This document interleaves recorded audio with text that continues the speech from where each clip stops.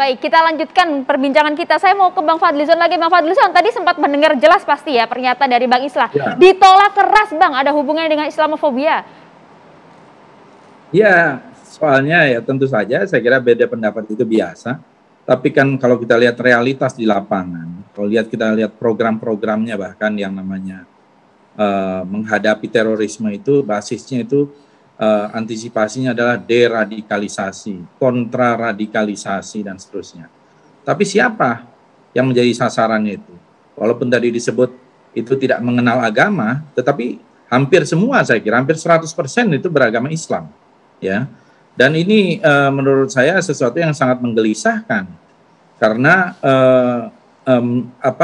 seperti kemudian ini terus-menerus terjadi. Saya tidak ingin mengatakan ini seperti dipelihara gitu ya. Karena kalau kita lihat dalam teori perang saja, yang namanya military industrial complex, mereka yang memproduksi senjata itu harus membuat perang dong. Setiap mungkin 10 tahun sekali, 20 tahun sekali. Kalau mereka yang memproduksi senjata, peluru dan sebagainya tidak ada perang, maka bagaimana mereka mau memasarkan? Jadi saya ingin mengatakan begini, terorisme sudahlah, jangan diperpanjang. Dan kalaupun ada, harus diberantas, tapi sudah ada yang lain. Itu poinnya adalah, ada mungkin dari kepolisian sendiri sudah ada BRIMOB, sudah ada Kopassus punya Gultor, kemudian yang pasukan-pasukan lain sudah banyak, ada BIN pula gitu ya. Jadi menurut saya kalau ini terus-menerus dilestarikan gitu ya, terorisme ini dilestarikan, kita tidak akan menjadi negara yang maju gitu ya.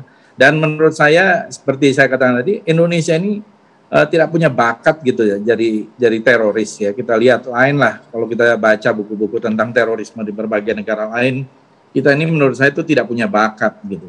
Apa sih yang dilakukan gitu loh. Misalnya ada bom buku, bom tamrin kayak begitu-gitu aja. Terus ada kemarin perempuan yang datang bawa pistol airsoft gun, nah itu seperti yang ada di kamar, tiba-tiba langsung ditembak, kita nggak tahu maksudnya apa. Tiba-tiba dia seolah-olah seperti tertuduh semacam teroris gitu ya. Jadi menurut saya ini sangat membahayakan. Ada stereotyping kepada orang yang kemudian nanti pakai jilbab atau pakai cadar dan seterusnya. Jadi arahnya itu deradikalisasi dan kontraradikalisasi ini pada umat Islam. Kalau mau narasi mau dibangun terus jamaah Islamiyah dan sebagainya, itu kita bisa ngarang juga bisa banyak gitu ya. Itu apalagi dalam teori intelijen itu gampang sekali gitu loh. Itu namanya planted agent atau agen yang sudah ditanam atau agen provokatur ya. Itu dalam teori-teori intelijen itu sederhana sekali itu untuk menciptakan teroris-teroris yang hebat itu. ISIS itu juga dibikin oleh dunia barat ya. Itu dibikin juga oleh Amerika. Coba dicek aja statement-statement. Begitu juga dengan Al-Qaeda, gitu ya, juga dibikin oleh mereka. Ya, saya kira sudah sangat jelas. Ya. Sebagai bagian dari upaya war on terror segala macam itu. Baik, Bang Fadli, poinnya sudah kita jangan terpancing menurut saya, karena kita ini negara yang sebenarnya negara yang hebat gitu. Dan menurut saya Islam kita ini adalah Islam yang sangat moderat. Islam yang rahmatan lil alamin dan tidak pernah melawan tradisi dari masuknya Islam ke Indonesia dan seterusnya. Sementara kalau kita lihat dari sisi separatisme seperti yang terjadi di Papua, justru itu tidak dihadapi dengan maksimal, sangat minimalis. Sementara korbannya dari polisi, dari tentara sudah banyak, masyarakat sipil puluhan orang. Baik, Bang Fadli. Poinnya sudah kita terima, Bang Fadli. Bang Mustafa Nara, kita ingin tanggapannya. Apakah Anda melihat keberadaan Densus 88 dalam memberangus terorisme ini kurang efektif dan harus dibubarkan? Seperti apa tanggapan Anda? Begini, jadi sebenarnya bukan saat ini saja ketika ada saudara Fadlizon kemudian mempersoalkan Densus ya. Cuman pertama sebelum saya melanjutkan, saya apresiasi kepada Fadlizon. Karena dia bukan dari partai Islam, dia bukan dari partai yang berbasis Islam, tapi dia peduli. Bahkan di Gerindra itu ada 2 kalau nggak salah sama Romo Syafi'i. Ini suatu yang luar biasa bagi saya. Sedangkan yang lain sampai hari ini belum ada respon sama sekali. Jadi kalau boleh saya katakan, Fadlizon ini pihak yang terakhir ya, yang mempersoalkan eksistensi keberadaan Densus. Sebelumnya ada 4 waktu besar ya, yang saya catat itu yang melakukan hal yang sama, memprotes istilahnya, mengusulkan agar Densus itu segera dibubarkan karena dengan latar atau motif yang berbeda-beda tapi mirip-mirip. Karena Densus ini kan polanya sama saja, dari tahun ke tahun sama polanya. Saya tadi nitip apa namanya, presentasi kalau bisa ditayangkan di sini. Jadi dulu pertama itu tahun ini. Kelihatan nggak ini? Boleh Bang, silahkan. Nah, tahun 2010 sudah ada ini. Mas, ini kenapa saya bikin? Karena di luar itu ada narasi begini, yang menginginkan Densus bubar itu hanya 2 katanya. Ini malah dari Badan Penanggulangan Ekstremisme dan Terorisme MUI Pusat. Dari MUI malah yang mengatakan. Katanya yang ingin menginginkan Densus bubar itu ada 2. Pertama adalah orang yang bermasalah, yang kedua itu adalah jaringan teroris. Nah, ini saya buktikan. Tahun 2010 yang meminta untuk Densus bubar itu bukan orang aktivis Islam, justru Mas Usman Hamid. Ketua Dewan Pembina Kontras. Ya, bukan aktivis Muslim. Karena saat itu mulai ya istilahnya catatannya itu kejahatan tanda petik ya. Kejahatan kemanusiaan, pelanggaran HAM berat itu mulai terjadi 2010 oleh Densus. Ini catatan dari Mas Usman. Jadi pertama kali yang meminta secara besar-besaran di Indonesia untuk Densus dibubarkan Mas Usman tahun 2010. Yang kedua 2013, ini kebetulan saya ikut ya ke Mabes Polri. Ini seluruh ormas Islam dipimpin Pak Din Samsudin, Ketua Umum PP Muhammadiyah, itu mendatangi Pak Timur Pradopo, minta juga supaya Densus dibubarkan. Apa coba motifnya?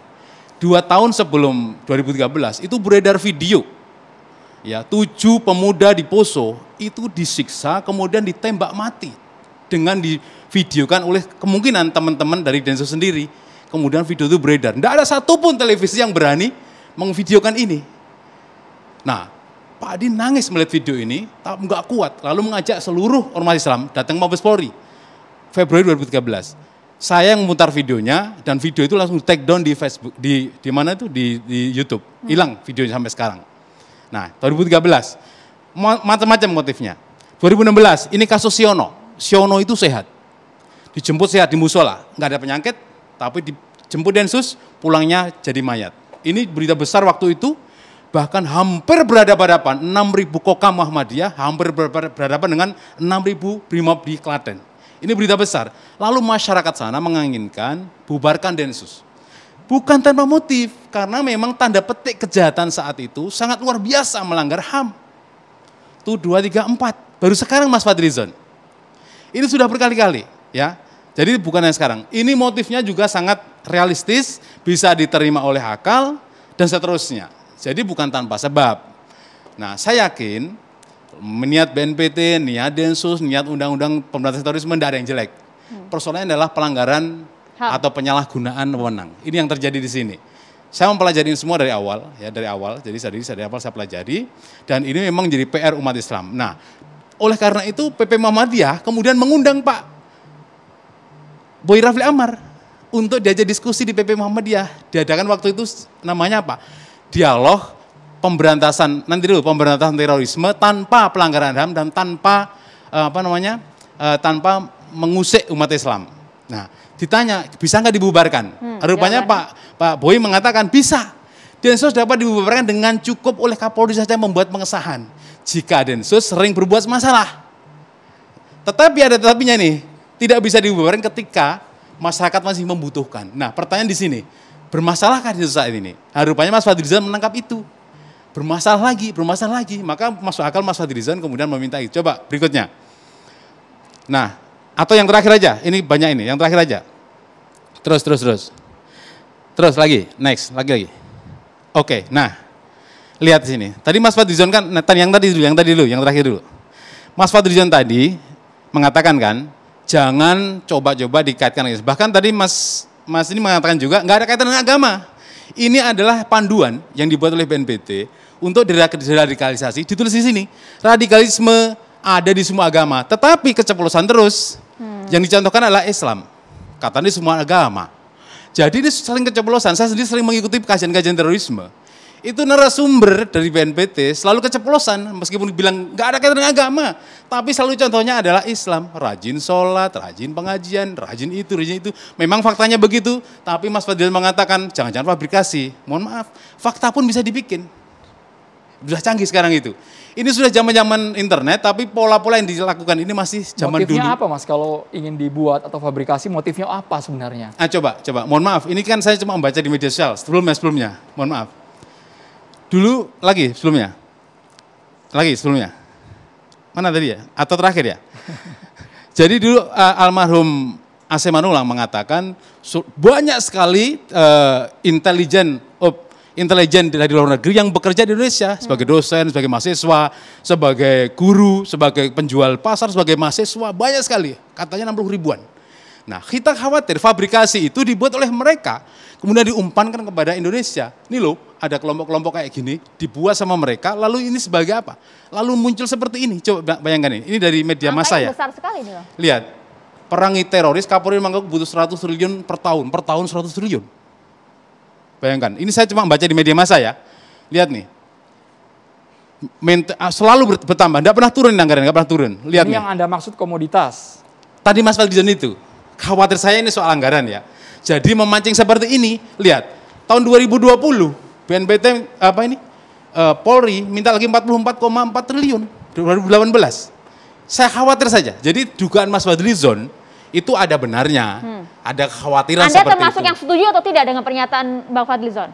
Setuju nggak setuju, Mas Islam merasakan ini semua kok. Maksudnya ini nggak, maksud saya masuk akal ya. Juga Mas ikut Coba menanggapi ini 100 Mas. triliun per tahun gitu, kemudian dipakai. Setuju dan juga nggak setuju. Kita dengarkan dulu Baik, respon dari Bang Sofyan. Silakan Bang. Baik, jadi begini, kita harus pahami bahwasanya ancaman terorisme ini sebetulnya bukan saja ancaman buat Indonesia, tapi seluruh dunia. Ya, seluruh dunia mereka semua terancam dengan aksi-aksi terorisme. Bahkan sejak zaman klasik Islam pun juga kita direpotkan oleh anak-anak muda yang baru tumbuh jenggot, ya kemudian membunuh Utsman, membunuh Ali bin Abi Thalib gitu. Bahkan mereka belum lama ini di Kabul sendiri hari Jumat yang lalu itu 100 orang meninggal dunia. 100 orang meninggal dunia akibat bom bunuh diri di Kunduz, di Afghanistan Utara. Lalu kemudian 2017 pernah juga ada kejadian misalnya di Masjid Raudhah di Mesir Sinai, itu sampai mengatakan mereka wallahi hadhihi ghazwatul mubarakah qatlun salah satu mi'ah wa khamsin. Dia bilang bahwa telah terbunuh, kata mereka itu 350 orang, ya itu dari min sahawatu murtad wa ubadul kubur. Telah terbunuh orang-orang murtad dan orang-orang ubadul kubur, karena masjid ini adalah masjid sufi. Itu Mesir Pak, di Sinai. Jadi ternyata ini juga kejadian 2013, 2012 kalau tidak salah, itu ada Masjid Az-Zikra di Cirebon, di Polres, itu juga dilakukan oleh si Sarif dan bersama adiknya dan bersama jaringannya di kota Cirebon. Itu juga terjadi di Polres Cirebon pada waktu itu. Bahkan tidak sampai di situ, kelompok Amin Mujahidin Nusantara itu tahun 98 itu juga meledakkan bom Istiqlal. Dan kita lihat juga banyak, artinya di seluruh dunia ini terancam gitu. Siapapun pemimpinnya, siapapun presidennya, siapapun rezimnya, bahkan sampai Rasulullah SAW sendiri pernah ya diprotes oleh Dzulkhuwaisirah. Idil ya Muhammad, innaka lam ta'dil. Sesungguhnya engkau tidak berbuat adil gitu. Artinya ini ancaman segala zaman. Siapapun pemimpinnya, zaman berubah. Tentu kadar kejahatan juga berubah begitu.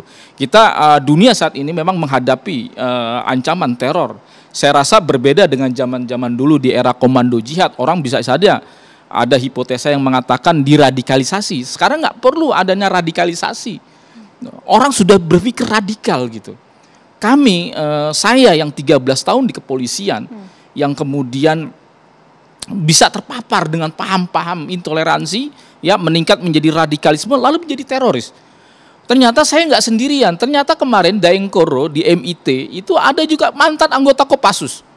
Bahkan kemarin setelah keluar divonis 18 tahun, Sarip Tabubun juga anggota Polres Ambon, ya kemudian dia bergabung dengan kelompok teroris di Loki Ambon dan kemudian dia membunuh 5 polisi Brimob di Loki Ambon. Yang kemudian kemarin baru keluar berapa bulan dia berangkat ke Filipina bergabung dengan para ISIS di Marawi, itu juga mantan anggota polisi. Bahkan kemarin saya diundang oleh Polda Maluku Utara, itu ada 2 anggota Polwan itu terpapar juga dan dia siap menjadi bom bunuh diri, Bribda Nesin dan Bribda Rini. Dan kami dibantu untuk Ini jadi ini ancaman lintas zaman dan tempat gitu. Nggak bisa ini. Bertanya aja. Percaya nggak Mas Sofyan kalau ada intel yang ditanamkan di kelompok-kelompok Muslim untuk menjadi teroris kemudian dipancing supaya jadi teroris? Percaya nggak? Saya begini, saya membuat buku. Tidak dulu? Ya, saya membuat buku judulnya Konspirasi Gerakan Jihad. Jadi gerakan jihad yang tersusupi. Dan saya membuat itu. Jadi percaya mereka ya? Dijadikan komoditas, kemudian mereka dijadikan sebagai itu sain akhor.